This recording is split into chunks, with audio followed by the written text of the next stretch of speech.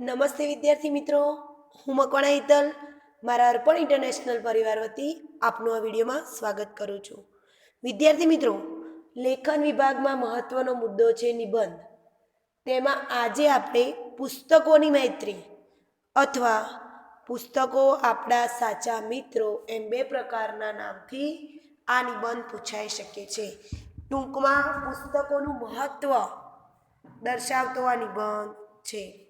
તો વિદ્યાર્થી મિત્રો, નિબંધ એટલે તમારા મૌલિક વિચારોને લખાણ સ્વરૂપે રજૂ કરવા. નિબંધને કોઈ બંધન હોતું નથી. જે તે વિષય વસ્તુને ધ્યાનમાં રાખીને તેને કેન્દ્રમાં રાખી તમારે નિબંધ લખવાનો હોય છે. તો તેના મુદ્દા જોઈશું. અગાઉ આપણે ઘણા નિબંધ જોઈ ચૂક્યા છીએ, માટે હવે નિબંધ લખવામાં તમને સરળતા રહેશે અને નિબંધ સમજવામાં નિબંધના મુદ્દાઓ એનું ફોર્મેટ કેવું હોય છે. તો પ્રથમ શું આવે છે? પ્રસ્તાવના આવે છે.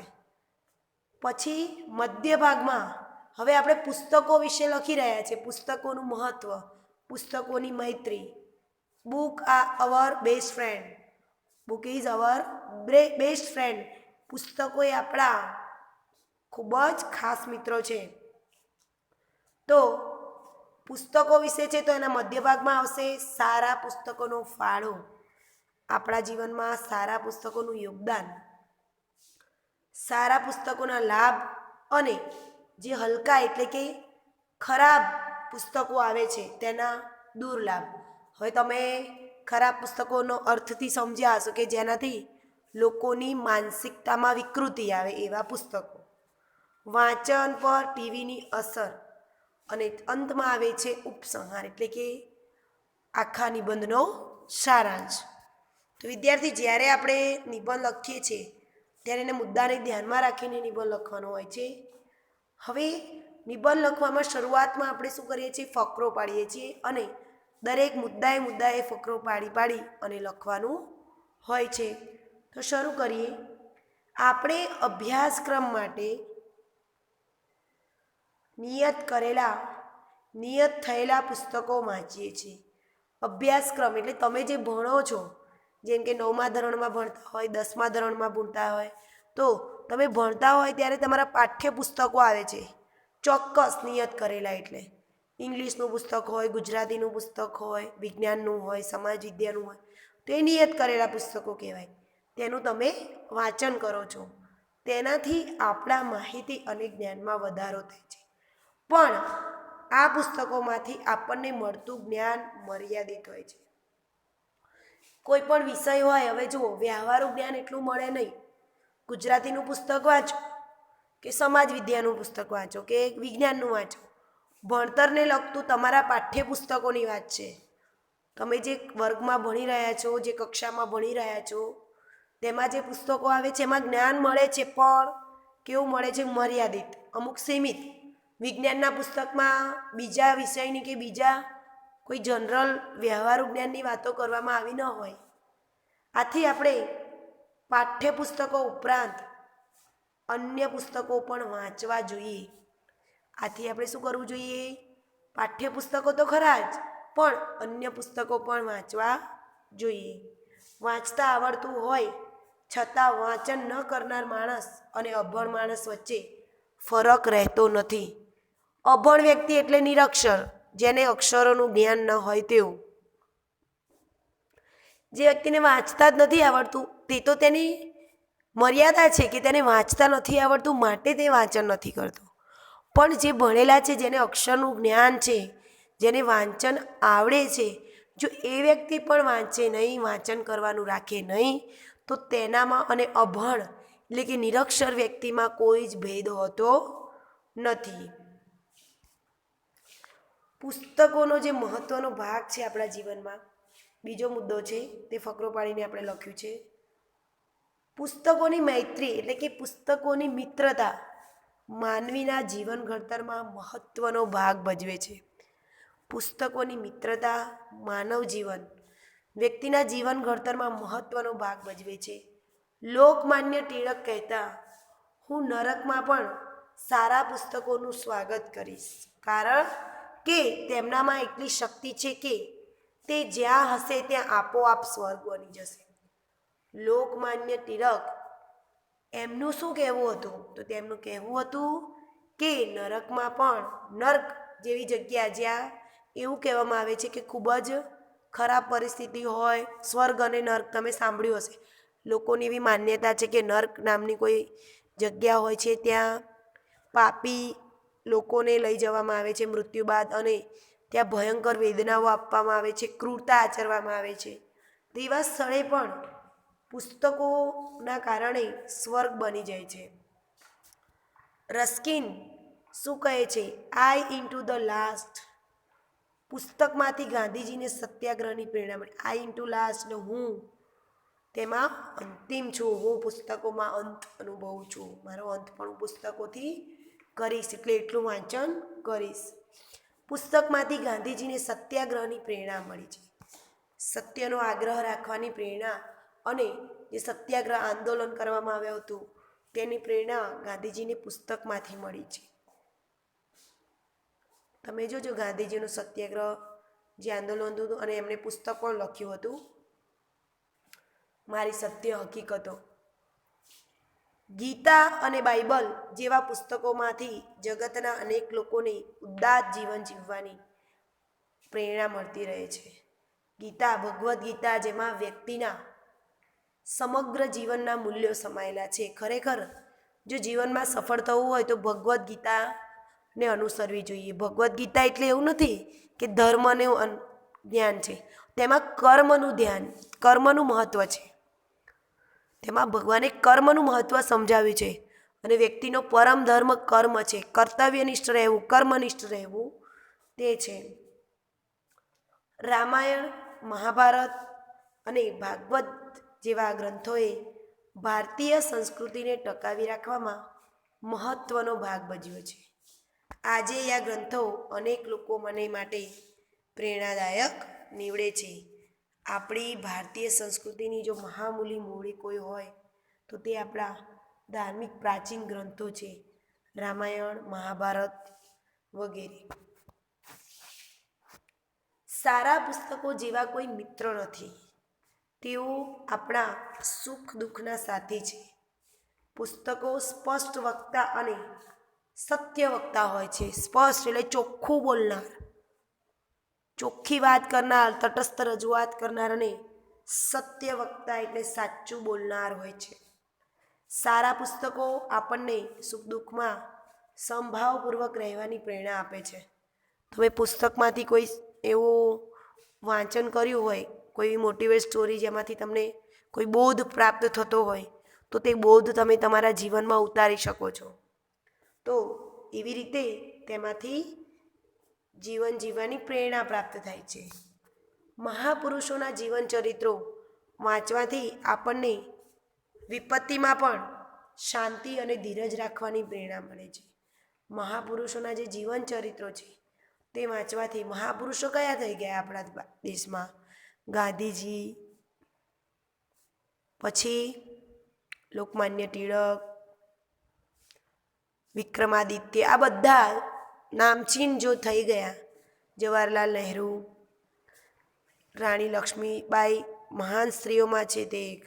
તો આ બધા જે છે તે લોકો શું કહે છે કે તે લોકોના જીવન ચરિત્ર પરથી આપણને શું મળે છે? જીવનમાં શાંતિ અને ધીરજ રાખવાની પ્રેરણા મળે છે. પ્રવાસ અંગેના પુસ્તકોનું વાંચન કરવાથી આપણને આખા વિશ્વની સફર કરવા જેવો અનુભવ થાય છે.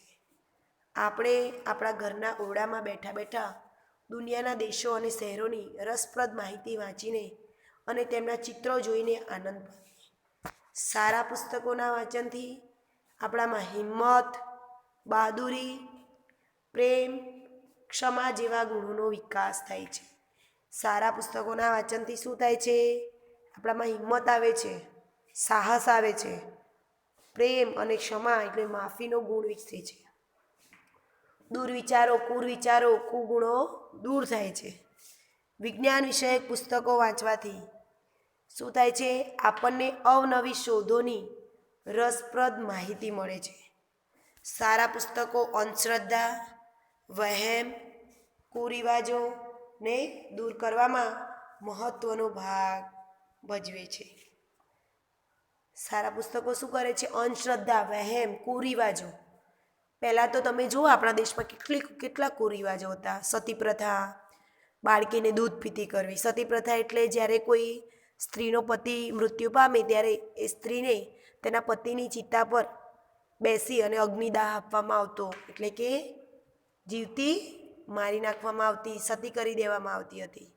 અને દૂધ પીતી, બાળકી જન્મે એટલે બાળકીને દૂધ પીતી કરવી, એટલે કે ગરમ તેલમાં વાળી અને મારી નાખવામાં આવતી હતી. તો આ બધા કુરિવાજો હતા તે દૂર થયા છે. સારા પુસ્તકો આપણને મૂંઝવણમાંથી માર્ગ કાઢી આપે છે.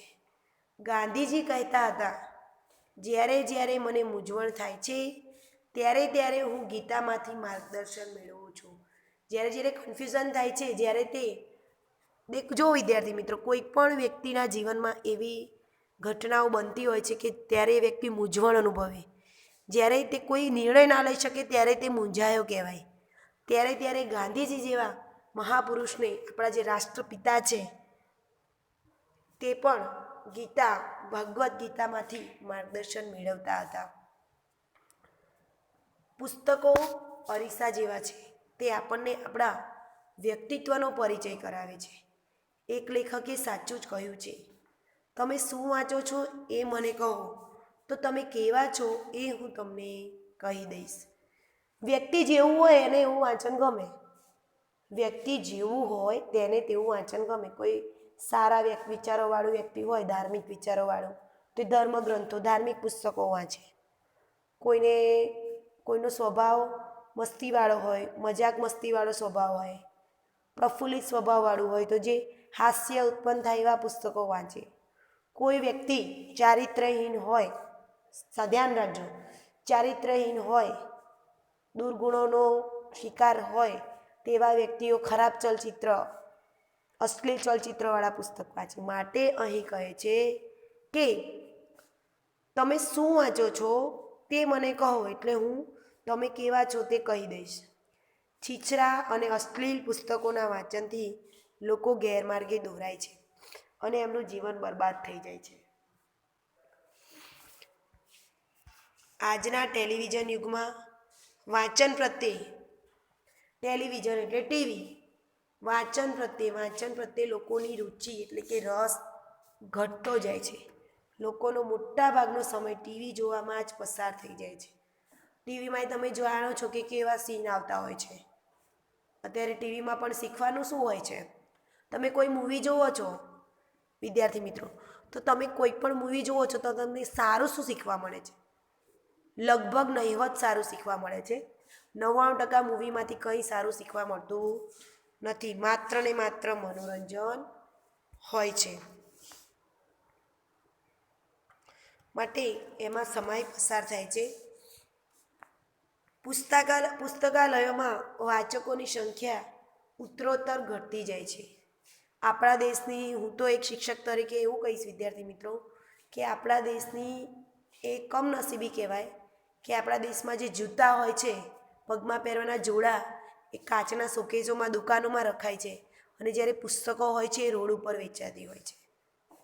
એટલે પુસ્તકો જેટલું મહામૂલ્ય એ જ્ઞાન આપે છે, જ્ઞાનનો સ્ત્રોત છે, તો એમાં પુસ્તકોમાં કેટલાય મહાન પુરુષોએ, મહાન લોકોએ પોતાના લખાણો ટાંક્યા છે, પોથીમાં સંગ્રહ્યા છે. કારણ કે તેનો લાભ, એમના વિચારો આપણે જાણીએ, આપણા જીવનમાં ઉતારીએ અને તેનો લાભ લઈએ. આમ છતાં આજે પણ સારા પુસ્તકોનું મહત્ત્વ ઓછું નથી. એટલે સારા પુસ્તકો છપાય છે અને વંચાય છે પણ ખરા.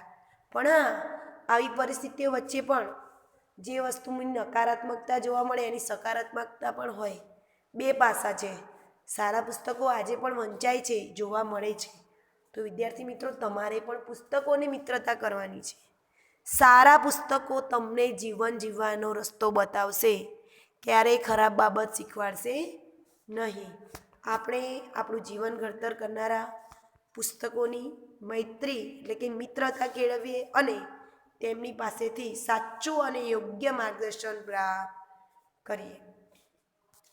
તો વિદ્યાર્થી મિત્રો, આ નિબંધમાં મેં તમને પુસ્તકોનું મહત્ત્વ એટલે કે પુસ્તકો સાથેની આપણી મિત્રતા, તેનાથી થતા લાભ, કેવા પુસ્તકોથી ગેરલાભ થાય એ વિશે ચર્ચા કરી.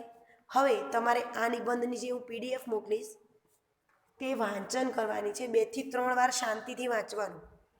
ત્યારબાદ તમારે તમારી નોટબુકમાં સારા અક્ષરે આ નિબંધ લખવાનો છે અને તેના ફોટા પાડી મને મોકલવાના છે હોમવર્ક માટે. ત્યારબાદ તમારે મોઢે નિબંધ લખવાનો પ્રયત્ન કરવાનો છે તમારા શબ્દોમાં. આ વાત સાથે વિડીયો વિરમું છું. અસ્તુ.